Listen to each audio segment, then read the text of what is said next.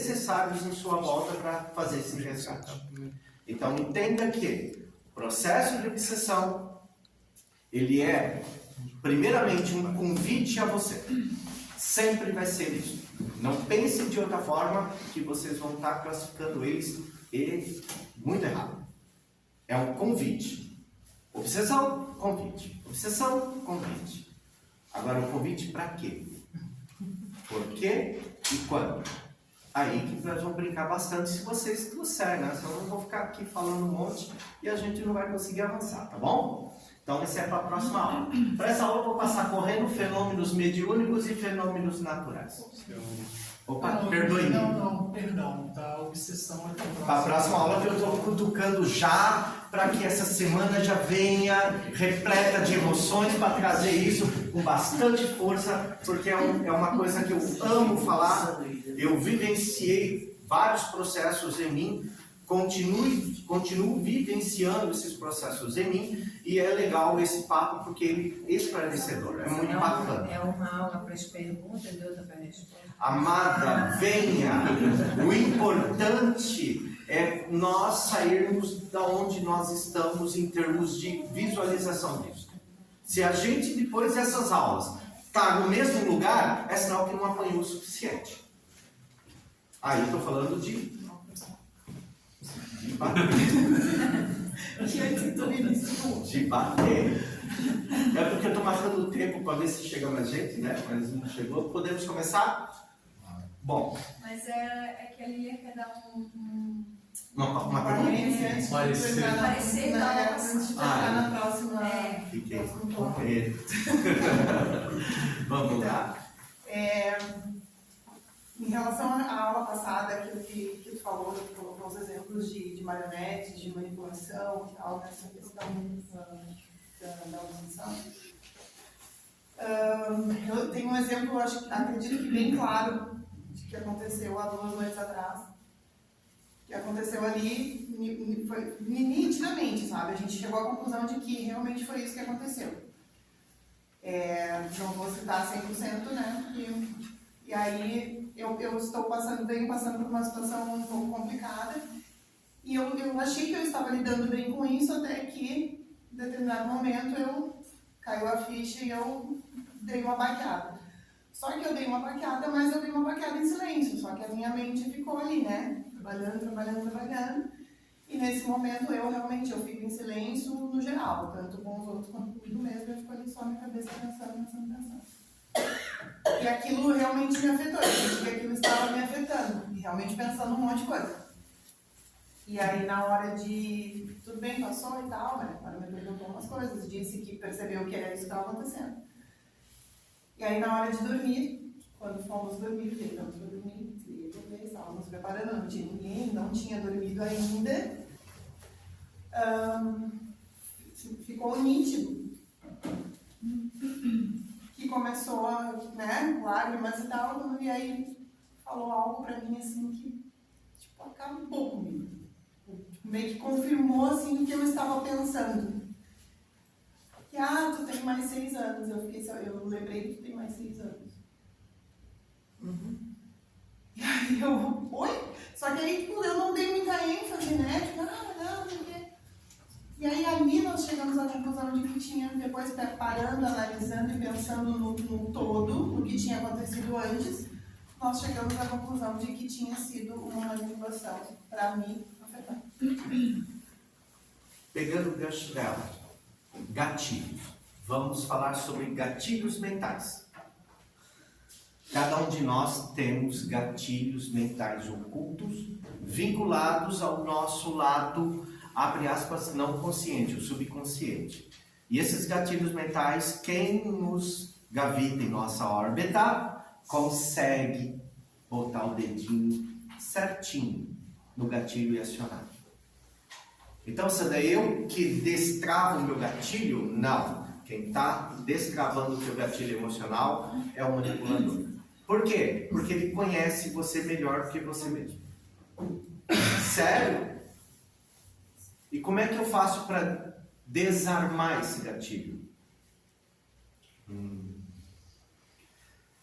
Há várias maneiras. Uma delas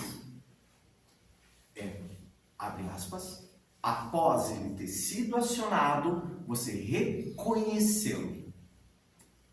Como assim? Você tem X tempo de vida, então eu vou fazer desse tempo o melhor tempo da minha vida. Ponto. O que você está dizendo? Que esse gatilho, que é o medo da minha morte, alguém conhece, sabe que eu tenho medo de ficar sem as filhas, e etc, etc, etc. Pum! Disparou. Fui com a bala, pega a balinha da discórdia, olha para ela, ame-a, não recuse ela, é sua. Se você recusar, você vai ter que pegar outra, porque ele vai ficar disparado. Então pegue ela com amor e diga sim. Se isso for verdade, se Deus assim autorizar, vai ser os 6 anos mais incríveis da minha vida. E eu vou começar a sorrir toda hora a partir de agora, porque eu sei quando eu vou morrer. Então, vou curtir. Que privilégio. O que acontece? Ah, parabéns! Ou seja, o gatilho do medo que foi disparado, que tem uma intenção de me gerar um subconsciente e gerar depressão e gerar todo esse processo de obsessão, perde a força diante de eu assumir a minha verdade absoluta. Eu não preciso ir lá no meu subconsciente, reprogramar, achar que foi trauma, achar, etc. Não preciso. Não preciso. Eu reconheço ele em movimento. E quando eu reconheço ele em movimento, estão me convidando para mim tratar isso de uma forma diferente que eu estava tratando até então. Ou seja, se esse medo me serviu em algum momento em uma das vidas ou nessa vida, foi uma escolha minha naquela época, naquela situação. Agora não, eu sou outra pessoa. Sendo eu outra pessoa, eu tenho outros motivos. Tendo eu outros motivos, eu tenho uma outra vida. Se eu tenho essa outra vida, eu devo novamente reescrever, ressignificar aquele meu medo.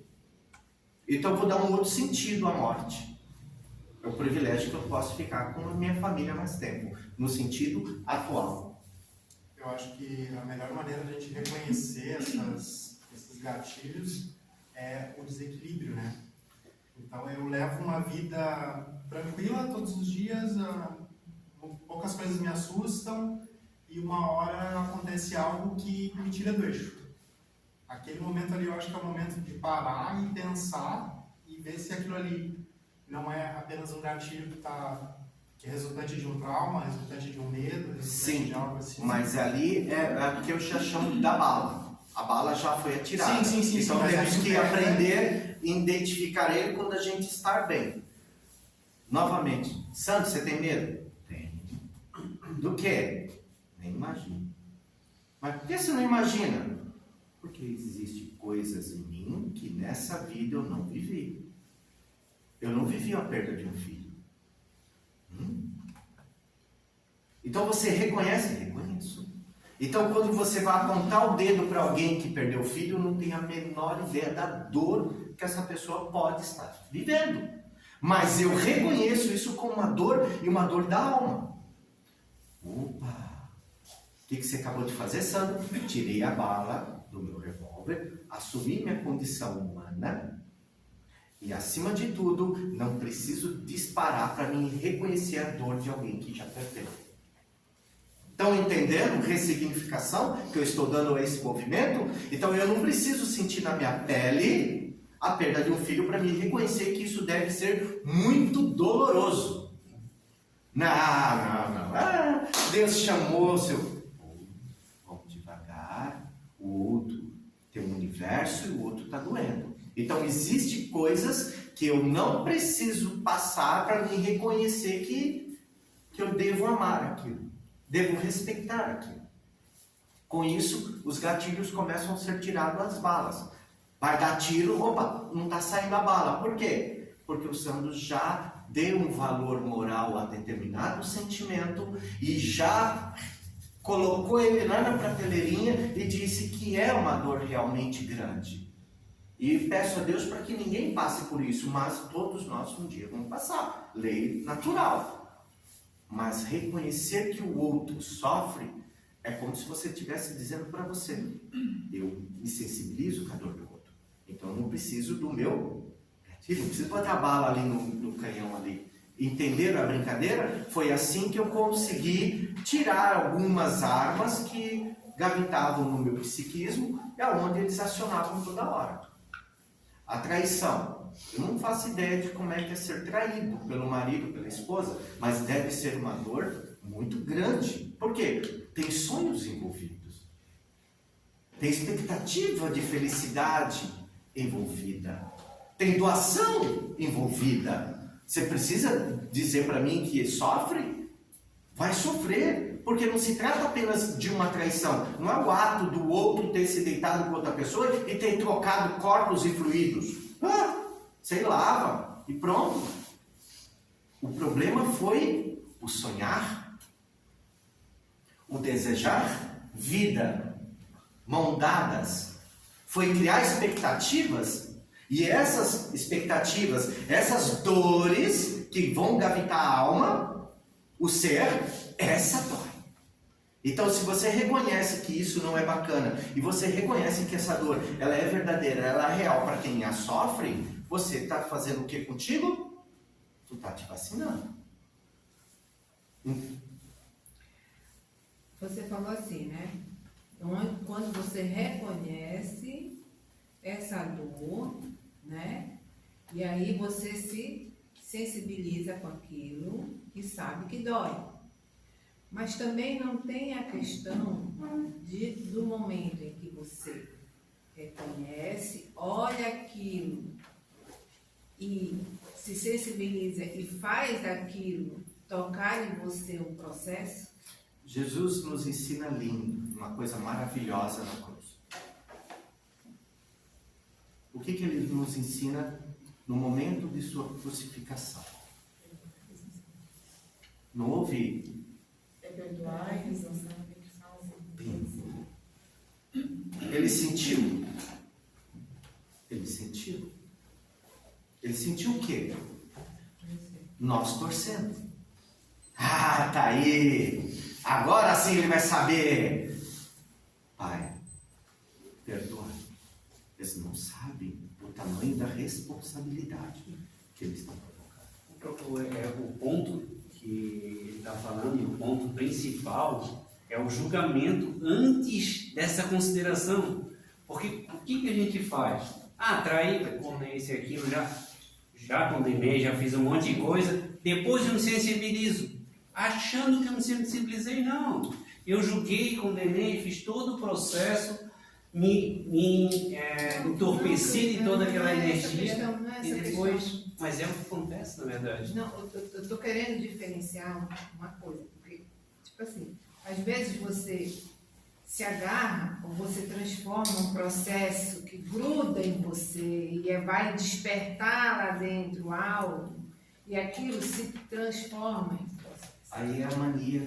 Aí vou entrar num processo natural, que é a mania que as pessoas pegam a dores para si. Pois é. Ao invés de aprender com a dor do outro. Pois é. Aí cata o chicotezinho e diz, não é só você, porque começa a fazer aquela essa disputa diferença. de quem tá mais ruim, né? Eu tô mais ruim, eu sei que você tá passando, mas eu também já passei, tá? Aí o chicote come nas costas. Então aí vamos entrar por um outro psiquismo. Mas o interessante é vocês começarem a identificar os gatilhos e, acima de tudo, respeitar esses gatilhos em vocês e começar a trabalhar em vocês alguns sentimentos que muitos têm medo de sentir. É porque, às vezes, Sandro, a gente, de uma maneira equivocada, pois é, a gente acaba... Porque eu aprendi aqui com vocês a reconhecer isso. E isso é fantástico. Entendeu? E aí o que você faz? Você sente a dor, você vai bloquear a sua dor? Não. Você vai se sensibilizar com o outro, mas a dor é do outro? É. É do outro.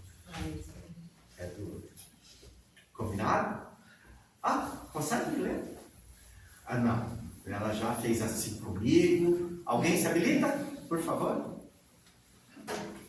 A atuação dos espíritos no plano material não se limita às interferências psíquicas. Pode ser tangível, como nos fenômenos mediúnicos de efeitos físicos, aparições, transportes de objetos, materializações, curas espirituais, etc. E nos efeitos intelectuais, entre outros, psicofonia, psicografia, vidência, pinturas mediúnicas. Bom, gente, se o planeta nosso foi feito por um pensamento de uma mente inteligente espiritual, o resto é fichinha. Combinado? Lembra lá no começo? Fichinha, né? Mas aqui eu gostaria de trazer um relato de 1990, 1980, na época que as nossas televisões abertas ainda trazia programas muito bacanas naquela época, quem viveu bastante naquela época, tinha alguns programas que tinham muita qualidade naquela época. E tem um caso muito interessante de um rapaz que ele veio, lógico, perder a vida, mas que ele aparece numa filmagem 4 anos depois. Alguém conhece esse caso? Lá em Belém. Exatamente. Exatamente. E o interessante, não foi só ele que apareceu. Que é isso que me chamou a atenção nesse caso. Ou seja, vocês vão ver na prática, numa filmagem, um espírito materializado junto com o seu mentor. O mentor acompanhando ele em uma missa dedicada a ele. Mandar rezar a missa, vale, Sandro? Não sei, só sei que ele foi lá receber a missa dele. Aí vocês pensam, se vale, não vale. É verdade, por isso que eu adoraria entrar na obsessão já, mas não dá, porque a obsessão é isto. É exatamente esses fenômenos legais, muito bacanas e ao mesmo tempo muito intensos, que vocês vão ver. Então eu vou passar aqui uma filmagem e que foi tema do Gugu, foi tema do Fantástico, foi tema de várias emissoras da televisão naquela época. E foi muito interessante. Então eu vou convidar vocês assim para prestar atenção nesse vídeo, que é muito bacaninho e que ele fala mais do que. Um brasileiro que apareceu 4 anos depois do falecimento em uma missa da família. Há mais de 30 anos, um dos fenômenos sobrenaturais. Desculpa.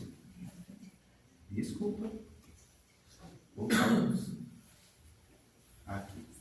Quem foi o brasileiro que apareceu 4 anos depois do falecimento em uma missa da família? Há mais de 30 anos, um dos fenômenos sobrenaturais mais famosos do Brasil foi registrado durante uma missa numa igreja do bairro da Pedreira, em Belém do Pará. Esse caso abalou o Brasil em 1994 e foi o assunto mais comentado daquele ano. O homem por trás de toda essa história é esse rapaz, o Cláudio Ronaldo. Ele faleceu no dia 16 de agosto de 1990 por conta de uma doença rara chamada anemia hemolítica autoimune. Cláudio era muito novo e, infelizmente, acabou partindo com apenas 29 anos de idade. Ele foi enterrado no dia seguinte no cemitério Santa Isabel, em Belém do Pará. 4 anos após sua partida, no dia 17 de dezembro de 1994, uma missa foi organizada pela sua família, na Igreja Nossa Senhora da Conceição, no bairro da Pedreira, também em Belém. Essa missa era em comemoração dos 80 anos da avó do Cláudio Ronaldo. Em um certo momento da missa, 2 homens passam por trás das pessoas, mas ninguém da família reparou os 2 indivíduos na igreja. Assim que os parentes do Cláudio Ronaldo viram as filmagens, tiveram uma surpresa e afirmaram com toda certeza que era ele. Até mesmo os vizinhos e conhecidos não tiveram dúvidas. O outro rapaz ninguém conseguiu identificar até hoje. Esse fenômeno paranormal acabou repercutindo nacionalmente. E não foi só isso. O pai, todo ano, vai visitar o jazigo do filho. Havia um coveiro. Certa vez o pai levou uma foto, uma foto de pôr no jazigo e pediu para o coveiro ajuda para pôr. E ele perguntou, você conhece esse rapaz? Sim, conheço, eu já vi ele aqui. Como vê? Toda vez que o senhor entra, ele entra com a mão no nosso ombro. Efeito físico. Tem mais casos, Sandro? Tem muitos. Muitos casos. Precisamos disso para acreditar? Não mais. Pesquisa feita naquela época, de cada 100 brasileiros, 17 não tinha dúvida nenhuma. 47% não tinha dúvida nenhuma que existe vida após a morte. Naquela época. 17% absoluta já presenciou efeitos, fenômenos mediúnicos dessa natureza. Viu mortos.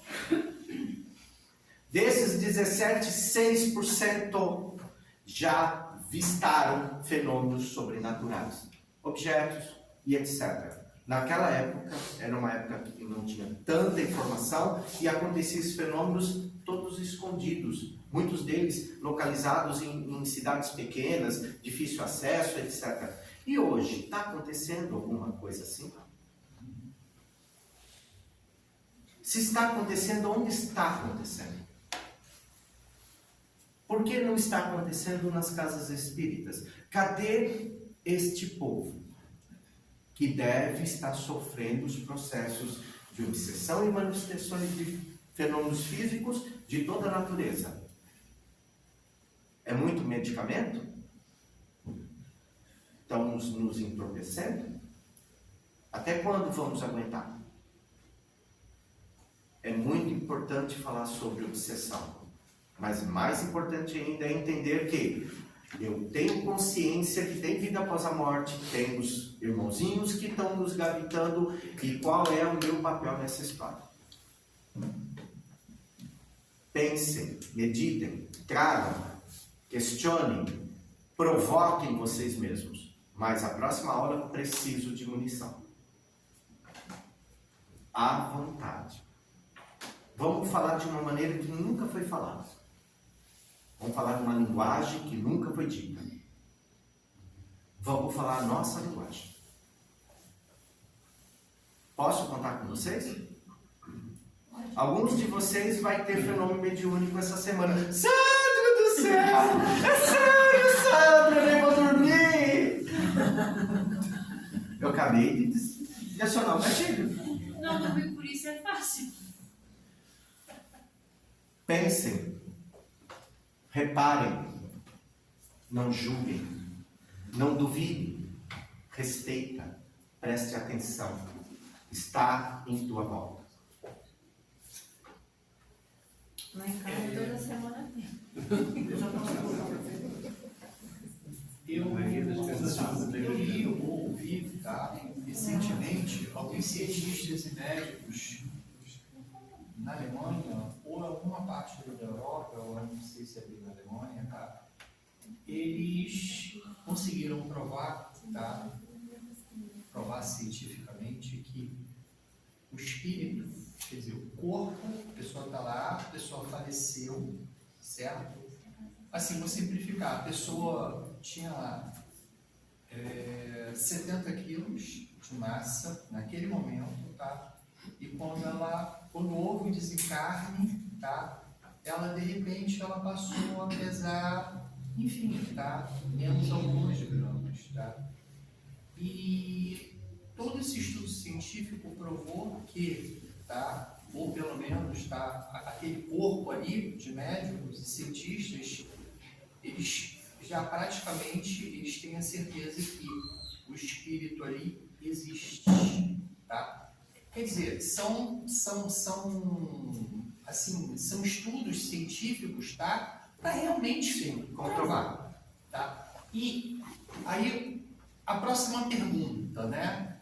Se tem espírito, para onde esse espírito vai? Ou seja, tá? Aonde eu quero chegar?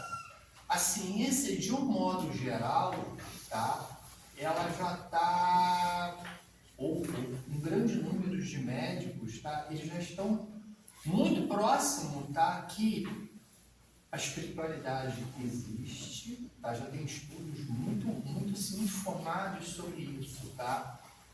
E que já eu acho que isso vai ser um consenso mundial. Agora eu pergunto, tá? Porque eu ouvi assim, eu nunca na realidade eu li em algum livro espírito que o espírito em si tem algum tipo de massa. Procede isso? Energia. E essa energia tem algum peso? Eu estou falando uma coisa assim, muito sensível, tá? Mas eles conseguiram medir isso. É como se eu tivesse diante de um colossal monte de areia e fosse tentar justificar um grão.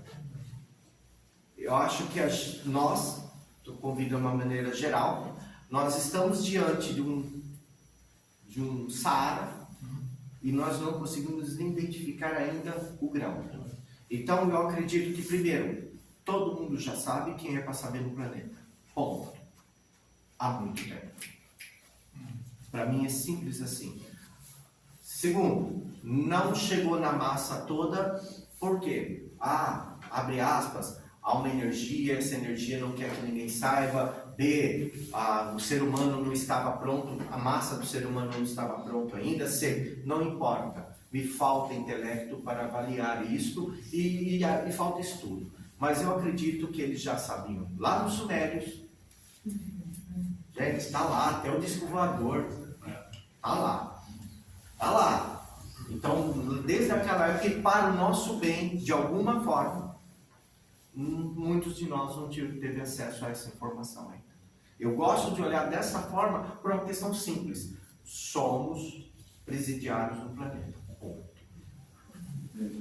Assumimos esse papel e olhamos a essa prisão com amor e carinho, que ela é um paraíso. Mas é um paraíso que chama-se prisão para o nosso bem. E por que nosso bem? Não somos anjos.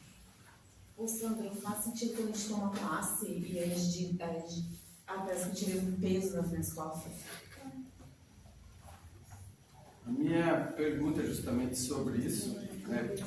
Tu acabou respondendo mais ou menos, porque também não interessa muito, mas o que eu sinto é que a grande massa, que sabe também, procura esconder isso, ou menosprezar muitas vezes, põe a dúvida em primeiro lugar da situação, muitas vezes comprovada através de imagens, através de fala. Então eles sempre no finalzinho das matérias, ou alguma coisa, eles deixam a dúvida no ar. Será que não é um bando de louco? Será que não sei o que, entendeu? Já para deixar... Eu sinto isso acontecer. Que é mais uma parte de querer dizer assim, sempre botar dúvida e não deixar esclarecido. Eu acredito que nós, no estado que se encontramos, adoramos inventar desculpas para não assumir responsabilidade de uma maneira geral, até de maneira inconsciente fazemos isso. Então, a existência de vida após a morte me traz responsabilidade da qualidade que vai ter essa existência. Então, só o fato de se o inferno existir, temos problemas. Entendeu a brincadeira? Temos problemas por causa da minha conduta. Então, quanto menos eu não ter essa responsabilidade, melhor é para mim. Então, eu noto que muitos sabem e já viram. Principalmente os escépticos, assim. Sabe e já viram. Mas por que está duvidando? Não traz responsabilidade. Tive uma experiência essa semana que foi sensacional. Justamente bem nesse ponto como tu falou. Que eles não querem, né, divulgar.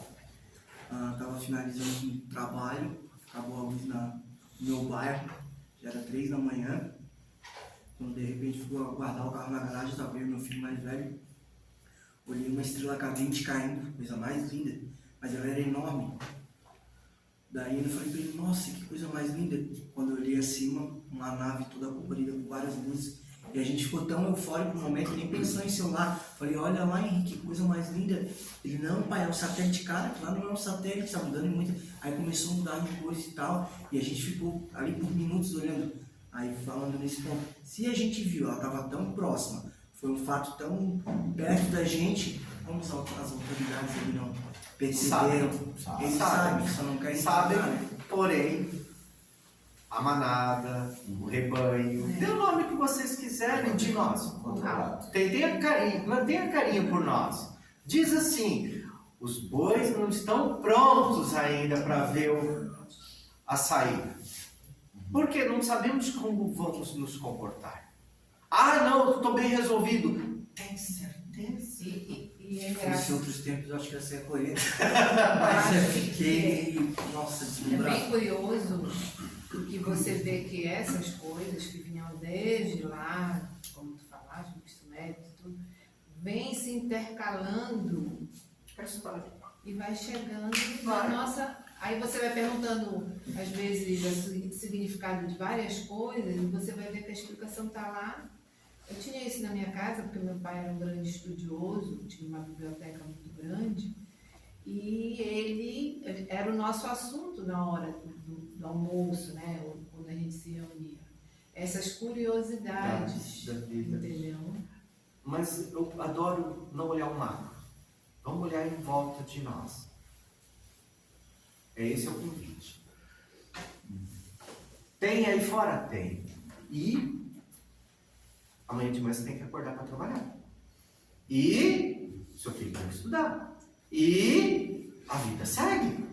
Eles, parabéns para eles estão olhando os ratinhos do laboratório aqui, analisando os nossos comportamentos. Parabéns, eles já fizeram o dever de casa deles. Nós temos que fazer o nosso, evoluir. E nesse processo de evolução, não ficamos esperando eles vir. Nós somos de óleo, viemos em paz. Estamos aqui para trazer a tecnologia até você. Você sabe que a sua mente é poderosa? Pense em algo e materialize. A única coisa que vai ser material não é aquilo. É outra coisa se fizer muita força. Tamanho pequenez da fé. Tamanho pequenez da fé vai sair algo ali e não é aquilo que você estava imaginando.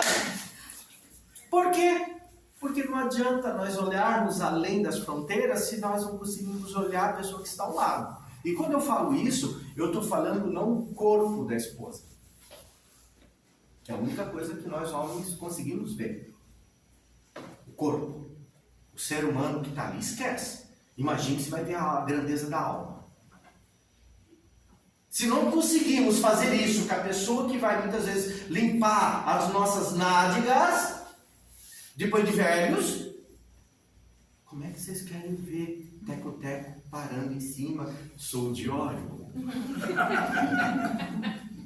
Não rola. Entenderam a brincadeira? A brincadeira é simples. Simples mesmo. Se nós não conseguimos ver a grandeza que é da parceira e parar de olhar ela um objeto, aspirina, né? Se não conseguimos fazer isso, vamos encarar o cabeção? Cabeção desse tamanho? Imagine ele pintando lá e nós pintando ele, né? Com os olhão, cabeção magrinho, light, faz academia todo dia. Então, nós devemos começar a olhar o quê? O que está em nossa volta. E com amor, com respeito. E quando eu falo de respeito, gente, não é concordar com tudo que a tia está falando. Eu não concordo com tudo que ela está dizendo. E se eu concordasse com tudo que ela está dizendo, ela não ia crescer com isso. Mas há um respeito, uma admiração por esse ser. E essa admiração vacina os gatilhos. Vocês queriam? Gatilho vacinado. Qual é o gatilho? A culpa na hora do caixão. Está lá estendido o corpão, eu ainda amo esse corpo. Ai, voltando mal. Mas não vai ser andando? Não, não vai. Mas era médio de materialização. Se ela se materializar, vai querer se materializar longe do ser. Porque ô vida difícil que foi ter contigo.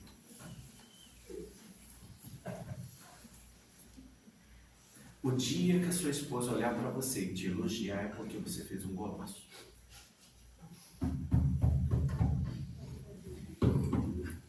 E eu não estou falando assim, como você está bem vestido hoje. Você deu o cartão para ela? Eu estou falando daquele olhar que ela para e observa e as lágrimas vêm e você está passando, ela pega você. Me permita ser usada? Amor, te amo. É só um exemplo. Faz enquanto você me ama. Mas de verdade, pelo amor de Deus. Mas você está passando e o olhar dela segue você. E tu para e ela é tocada por uma admiração e ela vem em sua direção sem nada e abraça. E nesse abraço ela está dizendo para a tua alma, alma com alma, como está sendo bom essa jornada contigo. Está difícil a vida, a situação financeira não está muito boa, os nossos filhos nos requerem mais dedicação, não está sendo nada fácil aguentar teu pai aqui. Mas está sendo muito prazeroso, porque senão eu nem sei se eu ia conseguir. E assim você começa a olhar para fora do planeta. Porque lá, boa parte já está assim. Admiração. Sandro, mas como é que eu vou admirar se cada vez que ela me vira tem uma ferradura com 44 no meio da minha testa? Como é que foi? Ah, quando a gente se conheceu, eu adoro contar isso. Quando a gente se conheceu, um olhou pro outro e nossa, eu queria uma mulher dessa lá em casa. Passou 40 anos, ô, diacho, vai logo embora! Cadê a admiração pelo corpo? Acaba. O corpo envelhece lento, mas a alma, gente, continua jovem. Muitas pessoas nos procuram na segunda-feira com uma certa idade, ainda sonhando viver um grande amor. Dá para acreditar? Muitas pessoas nos procuram com 50, 55, 56, 57, até 60 anos, ainda sonhando um grande amor. Mas ela casou, teve 3 filhos, e ela não gostava do cara e teve 3 filhos com ele. Mas o cara não conseguiu fazer ela se apaixonar. E essas coisinhas que nós temos que ter a certeza que são os melhores efeitos físicos que a tua alma pode produzir com o outro. A realidade do bem-querer. A realidade de ser bendita perante os olhos dele. E aí, não estou falando novamente aqui de concordar com tudo. Senão a vida fica chata. Mas eu estou falando da grandeza. E essa grandeza, pode ter certeza, gente, está dentro do coração de cada um de vocês. Está lá. Ah, mas meu pai... Não chama papai. Mas meu... Não chama. Se o seu pai não teve condições de ter essa grandeza, não seja covarde de apontar o dedo dele. Mas tu está tendo agora. Por que tu não faz? Ah, é porque eu não era com ela que eu queria casar. Era com a Marielle. A Marielle, a Marielle está feliz, está com 3 filhos, a felicidade total. Está igual a sua vida. Não está diferente. A diferença é que ela parou de brigar com ela. Ela decidiu se apaixonar de verdade por aquele cônjuge. Acabou. É essa a regrinha. A grama do vizinho não é verde. Repete comigo. A grama do vizinho não é verde. Está cheia de árvore daninha igual a sua. Então para de olhar a grama dele, pelo amor de Deus. Porque se você estivesse no corpo dele, você ia ver as ervas daninhas que estavam lá. Então, esses mecanismos da mediunidade que vocês podem achar, que são tolos que eu estou falando, parte de uma coisa chamada moral. E a moral é: aprenda a amar a sua própria vida e quem faz da sua vida um sucesso. Mas eu sou traumatizado. Procure ajuda. Afinal de contas, até quando você vai optar por não ser feliz? Até quando? Até quando?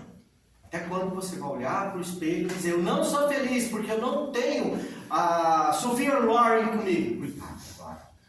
Estou andando cadeira de roda também. Caiu tudo. Só você ficou com aquela imagem na cabeça, Zé. Você está parado em 1950.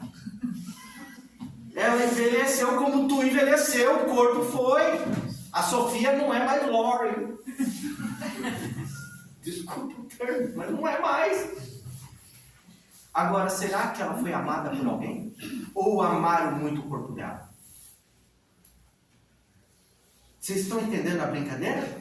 E para falar de moral, nem precisa falar que é certo ou errado. Se você não consegue amar a pessoa que doou a vida dela, 40 anos da vida dela para você, e você não tem a menor visão de que ela ainda é jovem na mente dela, que ela não envelheceu, só que você não aprendeu nada. Vai voltar no pré-primário. Vai voltar.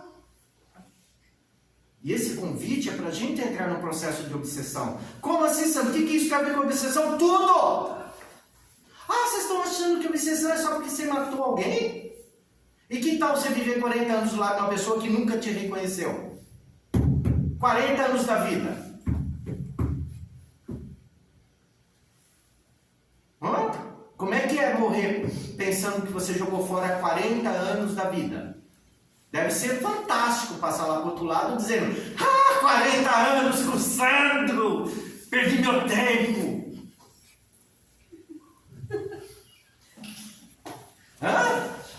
Vai virar um obsessor? Um obsessor, e essa te conhece bem, cara.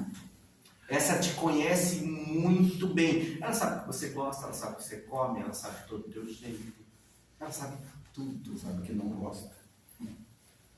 Vai virar um obsessor nota 10. Colocaria nota 10. Ela é boa. Por quê? Porque o que ela está vindo cobrar de você é a felicidade dela. Que ela está dizendo que foi você que tirou. Sandro! Não fui eu, não tem nada a ver com cada um, é cada um. Sim. Cada um é cada um.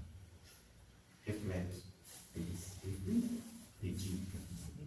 Para falar de obsessão, nós temos que falar de um sentimento. Para falar de sentimentos, nós temos que ter coragem de botar o dedinho na ferida. Qual foi a última vez que você olhou no fundo do coração, nos olhos da pessoa que está ao teu lado e disse: caramba, diante de toda a dificuldade, mas como é bom ainda estar com você. Como é legal. Passando muita dificuldade. Às vezes dá vontade de jogar você lá do 15º andar e cavar um buraco para mais de 60 você cair e morrer mesmo. Mas pensando melhor, você foi a melhor coisa que podia acontecer na minha vida, porque tu me tirou da minha zona de conforto. Tu me fez sair do braço da minha mãe para me virar homem, pai. Mães. Machista existe, Sandro? Não. Existe filho mal educado. Foi uma mulher que educou. É bom para refletir. Sabia que na Roma Antiga tinha um setor das mães que tinham e recebiam o ministério justamente para educar bem os romanos, para que eles pudessem ser a futura Roma? Aqui não pode falar nisso. Mulher não pode nem ser mulher mais, né? Pode ser qualquer coisa. Então, tudo isso que está vindo da nossa sociedade nos convidando à reflexão. A reflexão do quê? Do nosso futuro. Semeadura é escolha. E colheita é obrigação. O que você está semeando do lado desse ser que está do teu lado? Comece a semear coisas boas. E não seja outra pessoa que não é você. E aí que está o problema. Porque a partir de hoje, Marcelinho, o que você quer, meu anjo? Tudo que a Marcela quer eu vou fazer. Vai ser falso.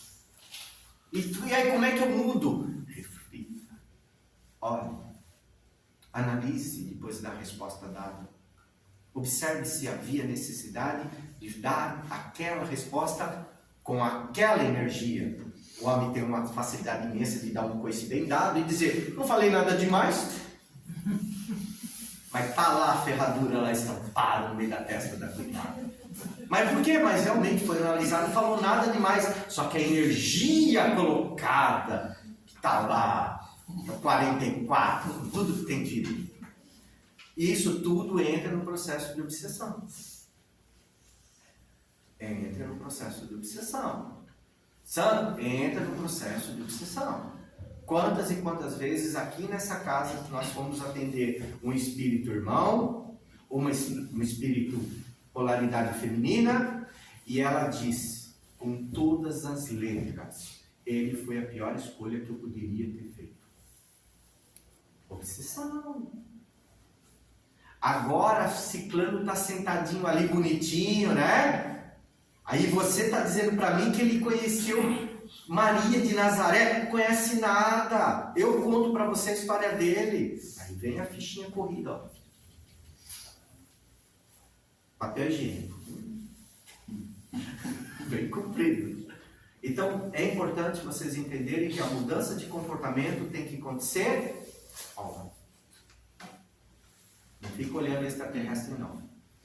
Tu tá com o seu extraterrestre do lado. Aprenda a conviver em paz antes da guerra galáctica. Do ladinho. Então, isso tudo é importante a gente falar para a próxima aula. Estou preparando bem a próxima aula, né? Que bom. Vocês se lembram desse cidadão? Um casal teve um encontro que jamais vai ter. sim, E esta é a história que eu trago hoje para você. Uma história inspirada no incrível, fantástico e extraordinário de alguém. O desastre do desastre. Meu nome é Vitor Dias Moreira. Eu, minha esposa Maria Alice e nossos 3 filhos moramos na rua Dona Fontoura 76, em Bom Sucesso. Ela sempre foi muito religiosa. Eu nunca fui ligado a qualquer religião. Eu e Vitor voltávamos do Campo do Jordão, onde sempre passávamos nossas férias. Passávamos. E depois do que aconteceu aquela noite, nunca mais pensamos em voltar lá.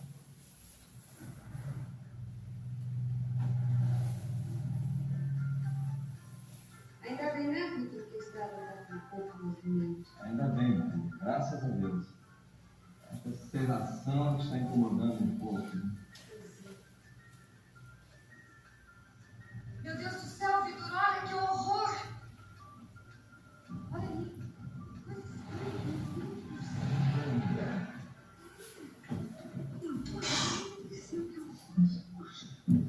Ela está machucada, né? O que é isso? Por favor, não me abandonem! Venham comigo! Pelo amor de Deus, me abandonam! Me abandonam, pelo amor de Deus! Pode deixar! Não se deixe, meu carro! Mas aonde? Meu carro, pelo amor, mas está embaixo dos árvores! Por favor, me abandonem! Não me deixem sozinho! Venham comigo, depressa! Depressa, por favor! Depressa! Tem alguém para ajudar? Não, já vou sozinho! Então é melhor ir direto para o hospital. Não, primeiro, por favor, venham comigo! Não me deixe sozinha! Não me deixe sozinha! Venham comigo, pelo amor de Deus! Por favor! Ô, senhora, calma, nós vamos ajudar. Vamos lá. Pelo amor de Deus. Não me abandone, por favor! Não me abandone, por favor! Não me abandone, venham comigo! Venham comigo! Desliga lá.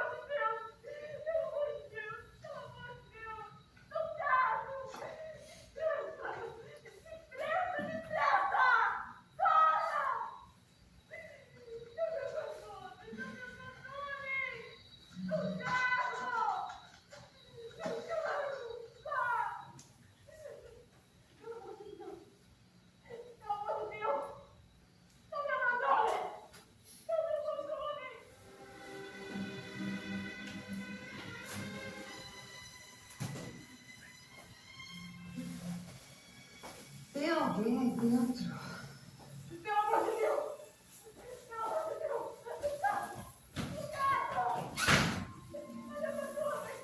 Mas a senhora não disse que estava sozinha?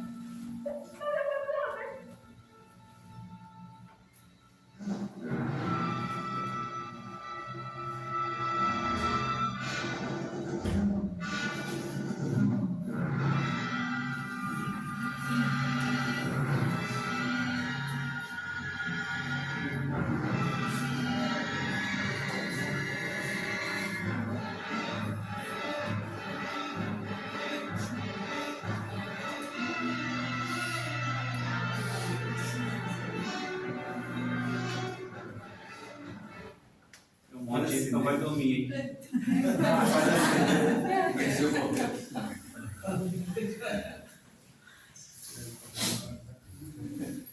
Só para nós encerrarmos. Além desses efeitos físicos, toda esses vastos materiais que Chico nos deixou, comprovando e assegurando que nós não somos loucos. Tem mais coisas que acontecem no planeta que nós não sabemos também. Um exemplo tolo. da natureza do planeta? Alguém sabe? Gnomos? Quem falou gnomos? Gnomos, o que mais? Elementais, que alguns chamam de gnomos, fadas não sei o que, e etc. E existe isso? Existe. Eu acho que tudo que a mente humana projeta são coisas que ou já existiu ou existe em algum lugar, só que a gente ainda não está pronto para. Tudo que a mente humana consegue pensar tem que ter uma referência. Combinado? Se tem uma referência, consegue projetar alguma coisa. Pode aumentar, diminuir, mas do zero ela não parte.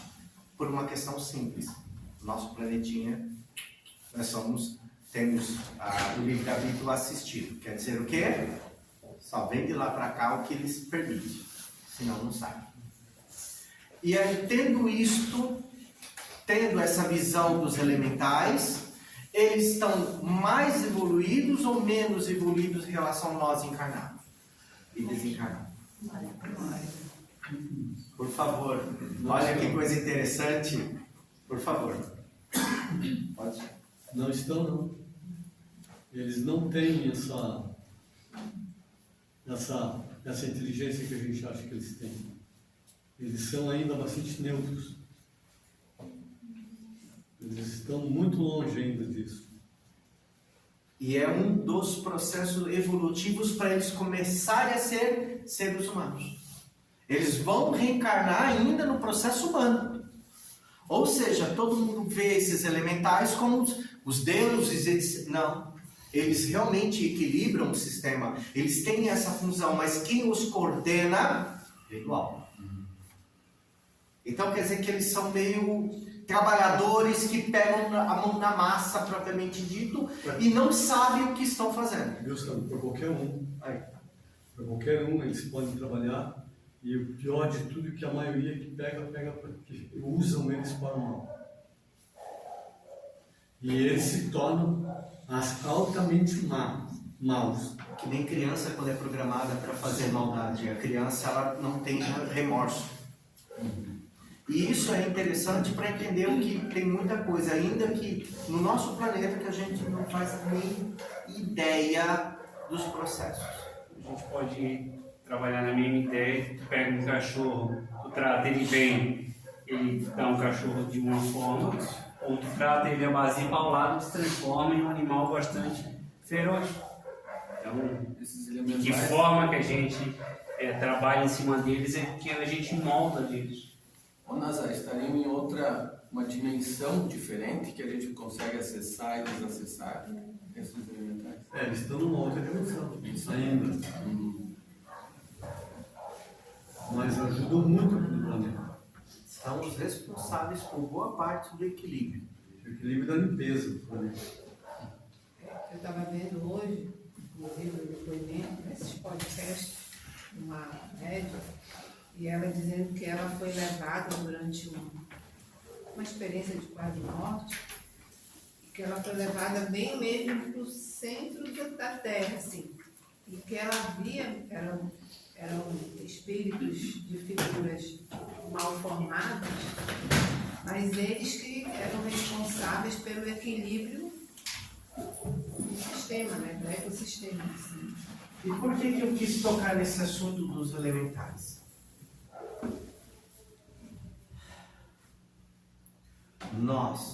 Para que nós possamos viver a experiência humana na Terra, há muitas entidades pelas quais não sabemos nem que existiam, que está trabalhando nesse exato momento para que a fotossíntese aconteça no processo natural. Está trabalhando nesse exato momento incluindo a vida no mar. Está trabalhando nesse exato momento para que nós tenhamos o mínimo de condições para poder continuar a jornada que nós estamos. E não está pedindo nenhum favor para nós. E se nós não conhecemos, se nós não reconhecemos, se nós não temos condições de amar a pessoa que está no nosso lado, na jornada de vida, sequer um dia, vamos agradecer um elemental por aquilo que ele está fazendo e nem saber que está nos ajudando. E essa reflexão leva no processo de obsessão, gente. Para, Sandro, está tudo ligado. Tá. Tudo está interligado. Os gatilhos estão lá. O tiro vai ser dado. O problema é se vai ser o projétil ou não. Essa questão dos elementais, de doentes, etc. E quando Nasa fala que eles também são muito usados para fazer, e acabam se tornando muito maus. Quando a gente vê essas pessoas que colocam essa energia em cima desses, digamos assim, vou usar como exemplo o tal do doente da garrafa. Muitas pessoas têm histórias, né? Muitas histórias a respeito de colocar de um jeito e aparece de outro. Isso é referente a isso, ele realmente, ou vai muito da intenção de quem está manipulando aquilo, por exemplo, de quem compra, de quem faz quem forma o altar, porque esses doentes tem muito altarzinho, né? Fazem muito altar para eles, fazem casinha ou algo do tipo. É isso? Ali mesmo ou é a intenção? Eu vou responder isso de uma forma bem diferente. Alguém já botou Santo Antônio ponta-cabeça dentro do freezer? Para casar. Muita gente faz isso. É a mesma energia. É a mesma intenção. Não vai dar tempo. Acabou. A Marielle já está me alando. É a mesma intenção. É a mesma mente supostamente inteligente fazendo uma macumbinha. Uma simpatiazinha. Dá o nome da tiazinha que você quiser. É você manipulando energias. E fazendo o que não se deve. Precisamos encerrar. Quem se habilita? Paulinha. Senão, vamos fechar os nossos olhos. Respirem fundo. Levando o pensamento a Deus, a Jesus, pedindo pela intercessão divina, pela proteção da casa. Gratos que somos, oramos. Pai nosso, que estás nos céus, santificado seja o vosso nome. Venha a nós o vosso reino. Seja feita a vossa vontade, assim na terra como nos céus. O pão nosso de cada dia nos